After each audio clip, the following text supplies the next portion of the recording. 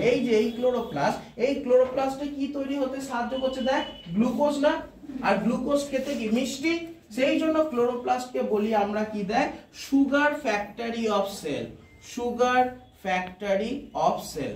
ওকে, তাহলে দেখ আমি তিনটে পয়েন্ট বললাম, ক্লোরোপ্লাস্ট হলো সবথেকে বড় কোষীয় অঙ্গাণু, 2 নম্বর বললাম একে আমরা বলি কিচেন রুম অফ সেল, আর 3 নম্বর কি বলছি দেখ, সুগার ফ্যাক্টরি অফ সেল। যখন এই জিনিসটা বললো না তখনই বলে স্যার এটার সঙ্গে ফটোসিনথেসিসের কি সম্পর্ক, বললো দাঁড়া ছবি না আঁকলে বুঝবে না। যখন ক্লোরোপ্লাস্টের ধর একটা আমি রাফ ছবি এঁকে বোঝাচ্ছি, ক্লোরোপ্লাস্টে যখন ধর একটা ছবি দেখছি তখন, আচ্ছা তার আগে একটা বলে দিই, ক্লোরোপ্লাস্ট দেখ কটা আমি করলাম, দুটো, তার মানে এটা হলো ডাবল মেমব্রেন, এটা মাথায় রাখি ভাই, ডাবল মেমব্রেন, ঠিক আছে। এবার দেখ এই ক্লোরোপ্লাস্টের ভেতরে না এরকম কিছু ডিস লাইক স্ট্রাকচার থাকে, ডিস লাইক, এরকম কিছু ডিস লাইক স্ট্রাকচার রয়েছে।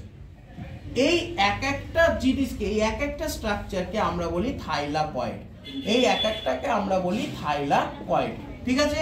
আর যখন এই পুরোটা ধরবো তখন তাকে আমরা বলবো কি, গ্রানা, তখন আমরা তাকে বলবো কি, গ্রানা, ঠিক আছে।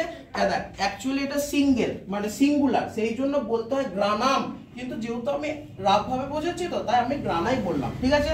আর যার মধ্যে রয়েছে, যার মধ্যে, এটার নাম কি বল, স্ট্রোমা, এটার নাম হচ্ছে স্ট্রোমা। দুটো জিনিস একে অপরের সাথে যুক্ত থাকে যার দ্বারা, তার নাম হলো ল্যামেলি, এগুলো কিন্তু এর ইন্টারনাল স্ট্রাকচার। ওকে, তাহলে দেখ থাইলাকয়েড, গ্রানা, স্ট্রোমা এবং হচ্ছে ল্যামেলি, এই সমস্ত নিয়ে কি তৈরি হচ্ছে, ক্লোরোপ্লাস্ট।